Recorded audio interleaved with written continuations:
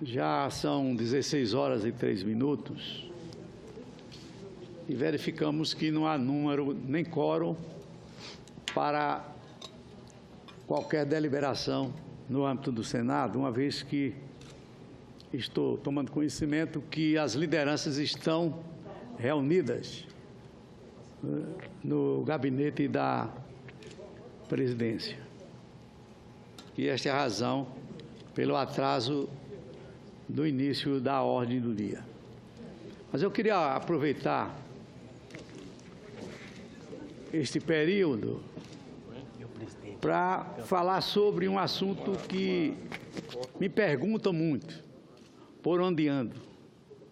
Senador, diante desta crise vergonhosa por que está passando o Brasil, mergulhado em denúncias de corrupção, abertura de inquéritos, denúncias da Procuradoria-Geral da República, condenação de pessoas importantes da classe empresarial e da classe política.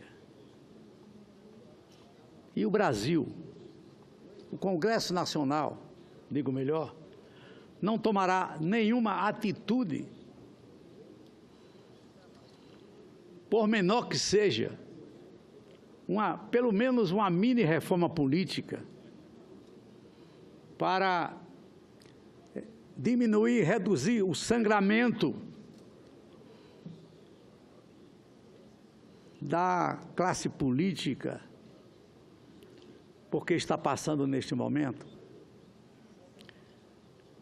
E eu é que pergunto agora, fazendo às vezes do povo também, porque eu sou povo. O que a Câmara dos Deputados está fazendo, o que o Senado está fazendo para reduzir o impacto do descrédito da classe política? Uma vez que a Câmara dos Deputados, que se detém sobre uma reforma política, ainda não decidiu. Estamos tão próximos do prazo fatal para a validade de qualquer mudança no calendário eleitoral, no mês de outubro, início do mês de outubro. O Senado Federal, igualmente.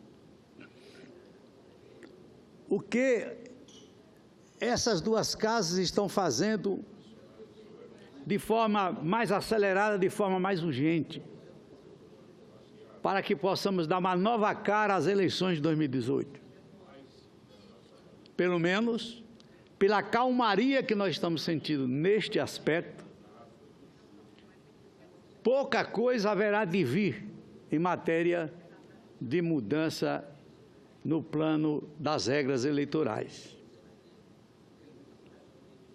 Bem que poderíamos nos deter sobre aspectos como financiamento público de campanha, definirmos de uma vez por todas que esta seria a saída para evitar a desigualdade na disputa, o conluio do financiamento privado, enfim, assumir aquilo que o Brasil já deveria ter assumido há muito tempo, ou seja, gastar dinheiro para manter a democracia.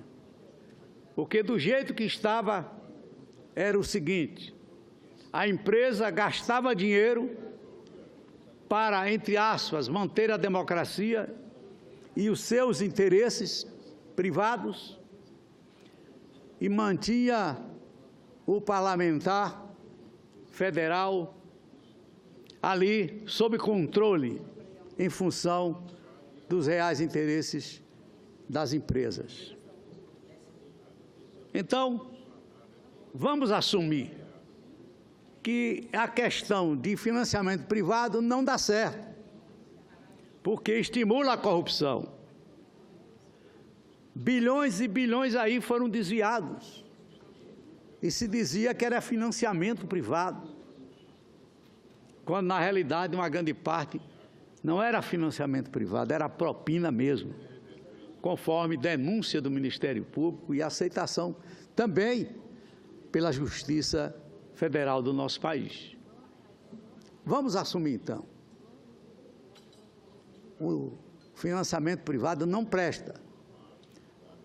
Mudou a índole da política brasileira e passou a ser um instrumento de valorização dos mais ricos em detrimento dos mais pobres, do enriquecimento exagerado das empresas. Está aí, ó, JBS, por exemplo. Ela atuou como empresa e também atuou no campo político, fazendo doações bondosas, generosas, para obter benefícios, para conquistar interesses em razão do crescimento de suas empresas. Financiamento privado, agora sim, fora do nosso caminho. Vamos aprovar o financiamento público. Que ele venha para que nós possamos dar igualdade na concorrência, para que possamos diminuir e muito a corrupção e a redução de gastos nas campanhas políticas. Mas não é só isso, financiamento. Temos que reduzir o tamanho do quadro partidário no Brasil. É um dos países que tem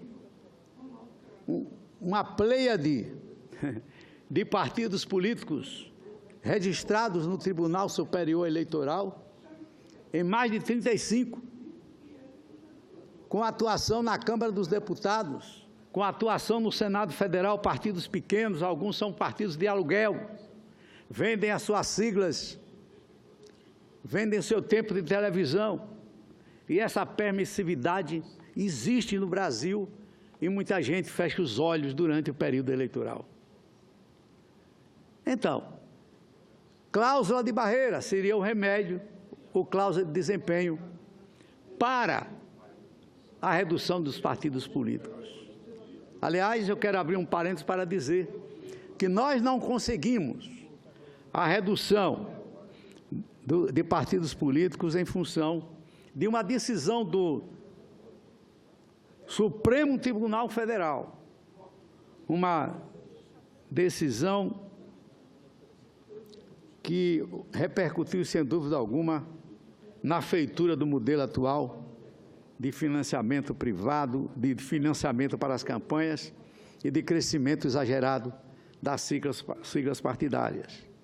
Além disso, a proibição da coligação partidária, de alianças na disputa proporcional. Será, sem dúvida alguma, uma outra fórmula para que possamos reduzir o número de partidos. Senhor presidente, e não é só isso.